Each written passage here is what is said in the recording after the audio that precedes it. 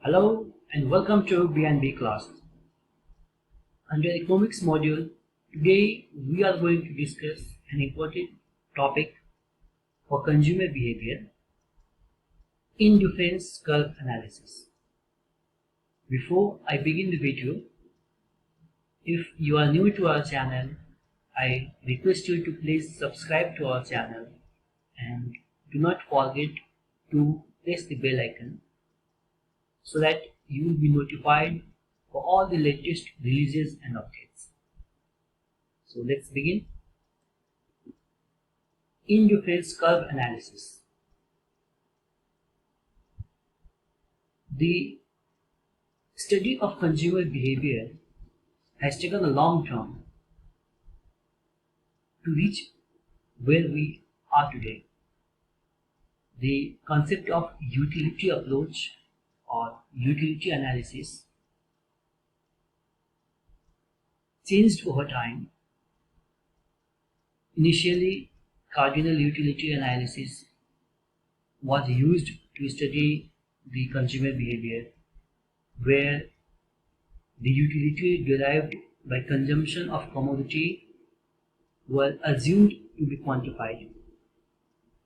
Later,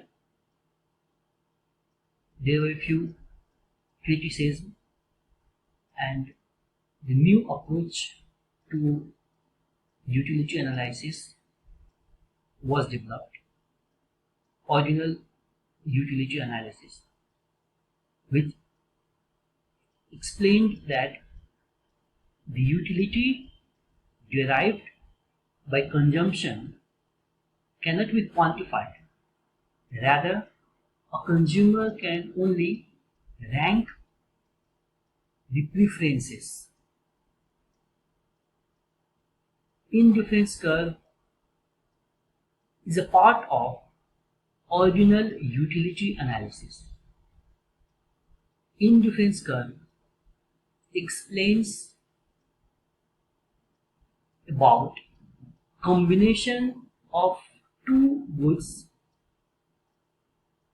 which yield equal or same satisfaction to the consumer. If we look out the definition, an indifference curve is a graph that shows a combination of two goods that give a consumer equal satisfaction and utility, thereby making the consumer indifferent.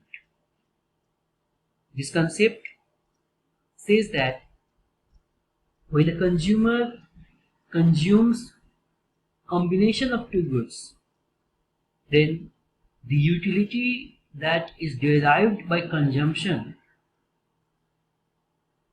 can be received from various combinations. If a locus of such a combination where the utility derived is equal is drawn on a graph, then the curve that we reach is called the indifference curve. Since each combination yields equal or similar utility and satisfaction, indifference curve is also called isoutility curve or equal satisfaction curve. The study of consumer behavior using IC analysis has few assumptions. Let's look at the assumptions first. This analysis assumes that consumer is rational and a consumer always prefers more good to less good because they always want to maximize their utility. There are few more assumptions, as you can see on the screen, that the price that consumer pays for a commodity indicates the level of utility derived by him. The income remains constant. The consumer purchases only two goods, let us say X and Y. The taste, preference and habit of the consumer remains unchanged. So as per the assumption, the indifference curve analysis is done. Now, the indifference curve is derived using a indifference schedule, which contains various combinations of tools. Let us take an example of good X as biscuit and good Y as banana. Here, I have made a table where there are 5 different combinations A, B, C, D, E having various unit of good X and good Y, such that each combination will yield same or equal utility. If we plot these points on a graph, then we will get a graph that is shown on your screen, and that graph is known as the indifference curve. Now, the preferences are ordinal in nature. That is, the consumer can rank their preferences. Let us suppose a consumer has few number of preferences. That is, they form various IC or indifference curve by combining many combinations or by combining two goods in various proportion. If we plot all of those IC curve at a single point or on a single graph, then it will be termed as an indifference map. Let us see on the screen, there are few indifference curves, IC1, IC2, IC3, IC4. All the 4 IC will represent different level of satisfaction and utility. There are few properties of indifference curve. The next section will explain about that.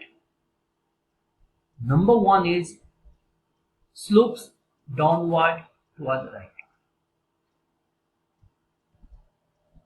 An IC always slopes downward towards the right, which can simply be said as a negative slope.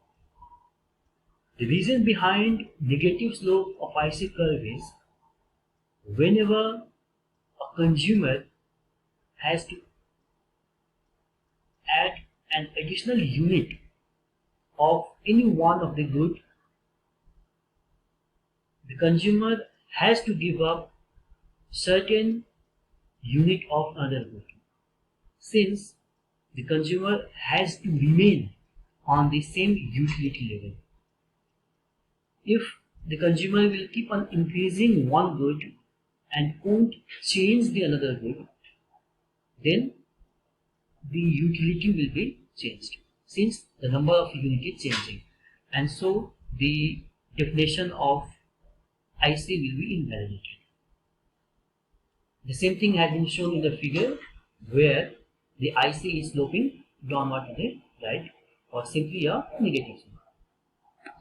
Number 2, convex to origin.